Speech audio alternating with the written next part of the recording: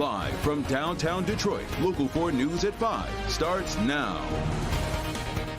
After a day and a half, a jury has been seated in the Samantha Woll murder trial. That jury is now tasked with deciding the fate of Michael Jackson Bolanos. Now, he's accused of breaking into Woll's apartment, then stabbing her to death back in October 2023. And thank you for joining us this afternoon. I'm Damon Fernandez in for Devin Skillian. Good evening. I'm Karen Drew in for Kimberly Gill. Jackson Bolanos was ordered in January to stand trial, and if convicted, he faces the possibility of life in prison. Sean Lay spent the afternoon watching what was happening inside that courtroom today. Sean, many family members were there. Many family members of Samantha Woll, including her heartbroken parents. I want to take everybody inside this courtroom right now. Prosecutors up first late this afternoon laying out what they say solved this murder mystery. And on the very last night of her life, she left her front door open. And that mistake turned out to be tragic because at her home, at a place where she was supposed to be safe, she was stabbed to death. And the evidence in this case is going to show you that the man who did this to her is this man right here, the defendant, Michael Jackson Bolanos. Ryan Elsey is an assistant Wayne County prosecutor who, late this afternoon, put a massive murder mystery puzzle together for the jury. The victim, Samantha Woll, Jewish community leader who was found stabbed to death outside her Lafayette Park townhome last October 21st. She was bloody. She was barefoot. She was cold to the touch at that time. When the police arrived, they found a trail of blood that led from her body to her townhome. Elsey laying out what it took for the police homicide task force to come up with Michael Jackson Bolanos as the suspected killer of Woll. The police engaged in a colossal effort to pull as much video as they could to try to retrace the footsteps of the individual that they saw tampering with cars in Miss Woll's parking lot. Back here live outside Frank Murphy Hall of Justice. Incredible police work to take basically a frame of video and then backtrack, find more video, come up with the suspect, ping the suspect's phone, showing a route to Samantha Woll's neighborhood. That's what prosecutors are working with right now. Guys, at 6 o'clock, so much more because defense attorneys are jumping on what exactly the prosecution said today, that Samantha Woll's ex-boyfriend called police and said he thinks he did it. Another suspect later basically explained why he made that phone call, but the defense is jumping on that. We'll explain that coming up at 6. There's a lot to this. Well, Sean, before you leave, we know this assistant prosecutor and defense attorney pretty well. Just a few weeks ago, Zion Foster and Jalen Brazier, his trial, same to the defense attorney and the same prosecutor. Yeah. All right, Sean, thank you. We're turning now to another trial, this one involving the president's son, Hunter Biden. A jury in Wilmington, Delaware found him guilty on 3 felony gun charges this afternoon. He now faces prison time for possessing a gun while using drugs. Bree Jackson is in Washington tonight with more on what comes next. The jury deliberated for less than 3 hours before finding Hunter Biden guilty of all 3 felony counts.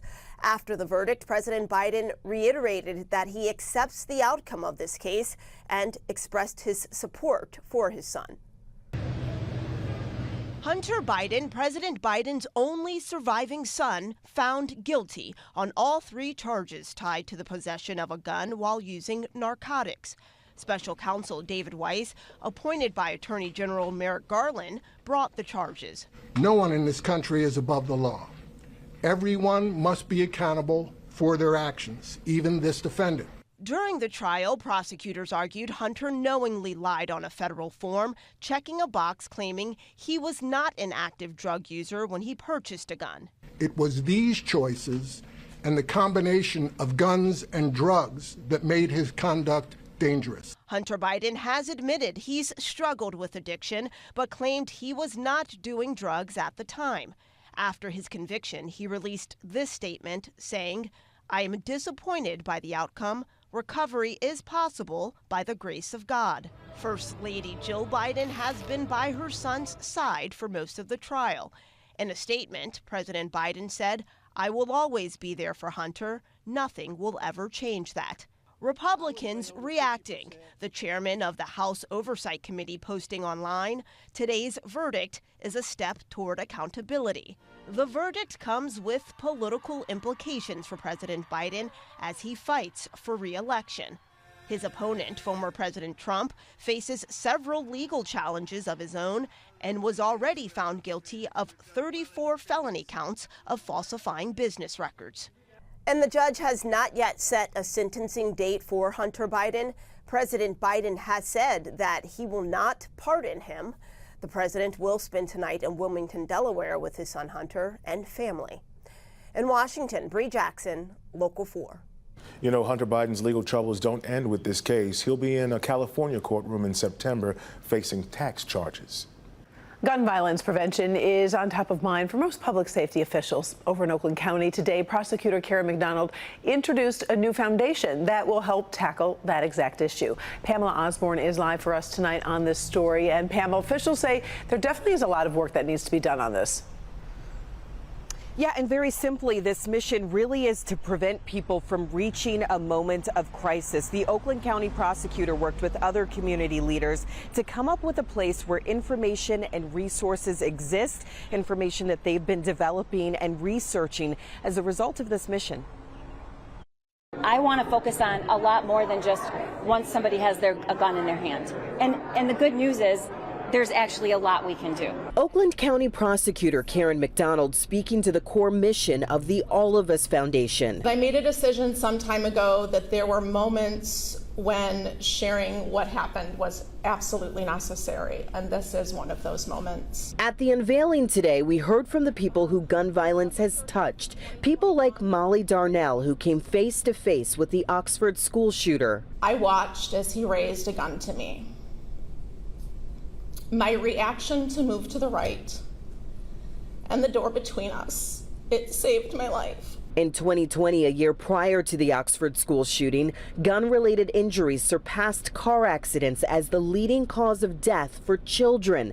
But it's not just school shootings. Suicides and everyday gun violence account for the majority of gun-related deaths. At the age of 17, I lost my brother to gun violence in the city of Pontiac, just a block up the street from our home. Aaliyah Sharp created Identify Your Dream out of her family's tragedy. They offer young people impacted by violence support. Today, there's even more preventative support for everyone at allofus.org. And the thing about this is it's not about the legislation. It's not about gun debates or conversations. What this really is an opportunity to give people the resources, the information they need to make their schools, their workplaces, their overall communities a safer place without gun violence. On that website, you can find more information on identifying somebody who may be experiencing a crisis, all the way to what to do in the aftermath of a shooting. It's all for you there on that website. For now, reporting live in Oakland County tonight, I'm Pamela Osborne, Local 4. This has been a major passion project for the Oakland County Prosecutor's Office for sure. All right, thank you, Pam.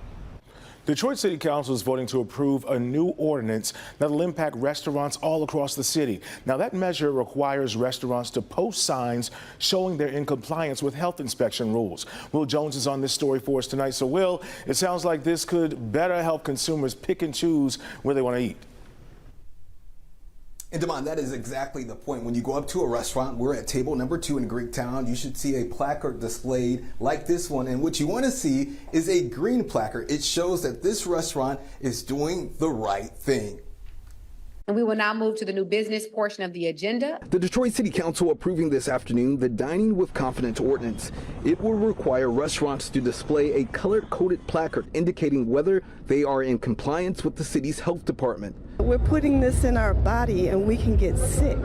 So if they don't cook it at the right temperature, if they leave it out too long before cooking, anything in that process that's thrown off could mess us up. Restaurants in compliance will have green placards. Those that were closed by the health department will have red placards. If restaurants don't display the placards, they could be fined. We're letting people know very visibly and transparently how a restaurant has performed with food safety. City Council member Scott Benson has been pushing for this measure for some time. He introduced the latest version after reviewing the results of a pilot program that ran from last October to last March. Benson says more than 250 restaurants participated.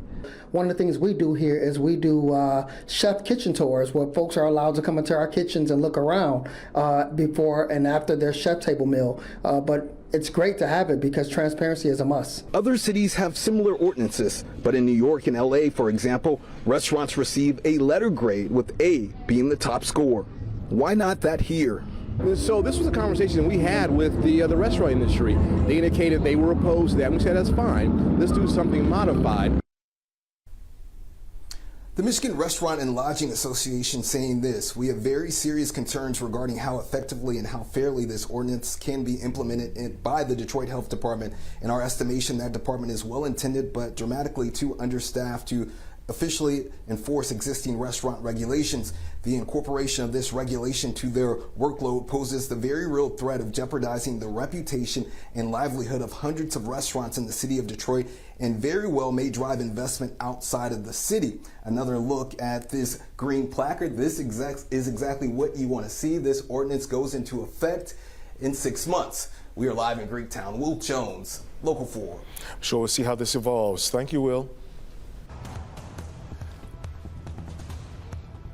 All right, so after a chillier day yesterday, things are warming up a bit outside today thanks to some sunshine. Yeah, slight warm up comes as temperatures get ready to soar. Brett Collar is following it all for us today and joins us with what we can expect. I guess we can start with this evening. Evening A-OK. Good lawn mowing weather, good barbecue, get out on the water. Ooh, nice. Something nice. But keep in mind that the temperatures are going to go up big time over the coming days, so maybe not a bad evening to get out and do that yard work while it's so pleasant, as just about everybody is in the low to mid 70s, a couple of upper 60s closer to the lakes, but sitting pretty at this hour. Big time heat, though, is on the way in 2 waves, and you'll see that in just a moment. For us, high pressure is in command, and that means sinking air, which means lots of sunshine. Back out to the west, though, you can see rain moving closer. It's starting to move over Lake Michigan.